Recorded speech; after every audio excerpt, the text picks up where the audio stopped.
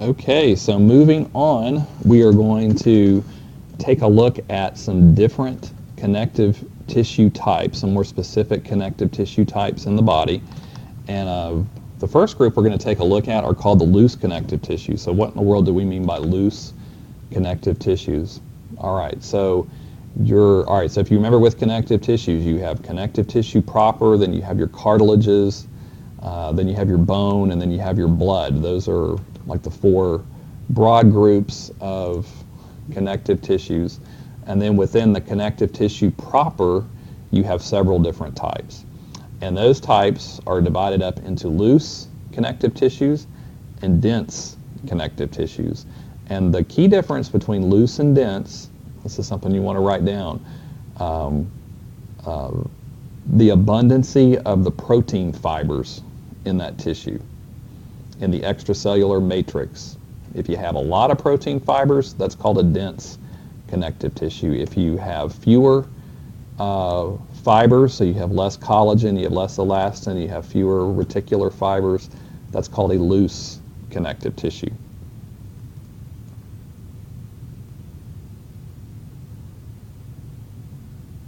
All right, and so on this video lecture then, we're going to discuss in a little bit more detail some of the loose connective tissues, and there's some nice little pictures from your textbook associated with these. So the first type is called areolar tissue. Areolar, so again, that is going to be a type of loose connective tissue, which means you do have cells in there.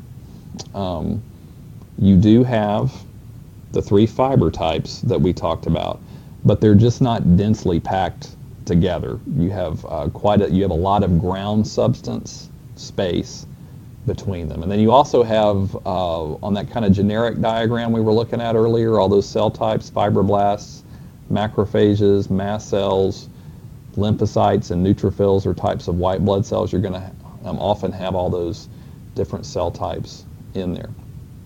Where do you find these? They tend to kind of wrap and cushion your organs. This is important too. They tend to hold tissue fluids. So because you've got all the ground substance in there, and we said the ground substance has all those molecules, those proteoglycans that like to soak up water molecules. They help hydrate your tissues. Now where you tend to find these, like they're showing you here on this diagram, so this is an epithelial tissue here. So that looks like transitional epithelium, like you would have lining the inside of the bladder. And then this red tissue they've got here, which is labeled as lamina propria. So you'll see that term used every once in a while. Lamina propria is going to be, that's areolar tissue that's underlying an epithelium.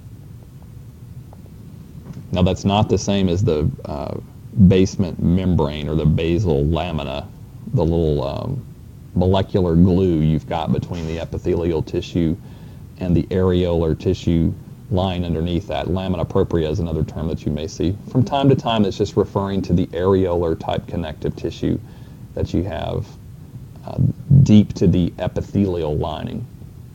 And this is over here, this is if you were looking at areolar connective tissue under the microscope. And again, what they do is they take these tissues and they use a couple of different types of dyes on them, a pinkish red one and a purple one, which stain different features in the tissues and give it some color and contrast so you can actually see it. So everywhere on this picture where you're seeing these little purple spots, those are the nuclei mainly of fibroblasts. Remember we said those were the workhorse cells you've got in these tissues that make all those protein fibers. And it's real hard to see. You can't really see the cytoplasm of those cells real well. It's kind of hard to see because the cytoplasm comes out kind of in light pink, like there might be a cell there and a cell border there, maybe a cell border over here, and it kind of blends into some of the surrounding substances there. But if you look on here, these big, thick, the fibers in there take up that reddish pink dye. So like there's your collagen fibers, and then the elastic fibers like right there and right there took up the purple dye, so you can it's lighting up those for you. So you can kind of see those fibers, and again, those are proteins. Those are not cells. Those are scattered around all over the place there in that tissue. All right, so that's one type of loose connective tissue. Another type of loose connective tissue is called adipose tissue. Adipose. Oops, my pen went off here.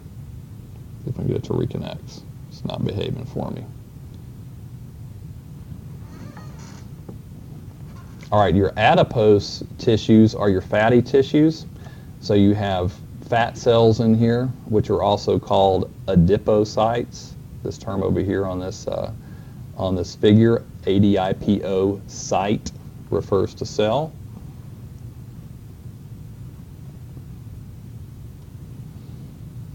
And so what these cells, all right, so here on this diagram over here where you're looking at some under the microscope, the little purple spots you see right there, that's the nucleus of a fat cell. Here's another one over here. And, you know, these are very round in shape. They're spherical. And all that whitish area you see in there, almost all of that is taken up with a vacuole, a little storage compartment, an inclusion that's full of fats. So that's pretty much all those cells do, is they store fats, and you use those fats when you need an extra source of energy. All right, and then the spaces in between, like right in here and over here and over here, that's the extracellular matrix. And this is considered to be a loose connective tissue because you just don't have a whole lot of protein fibers within that tissue. So these types of tissues store energy for you. They also help insulate the body from heat loss. You know, the more fatty tissue you have, the warmer you're going to stay. It's harder for you to lose your body heat, and also the fatty tissues help protect underlying organs. You have a lot of fatty tissue around your kidneys, for example, that helps cushion and protect your kidneys.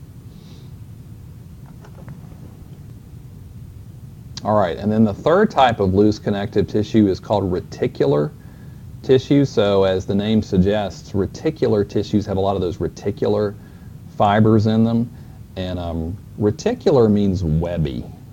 So these fibers are arranged in a web or like a netting, and so you find these in organs where you need some support and structure from that webbing. It's kind of providing a framework for those, and you find this type of tissue in your spleen.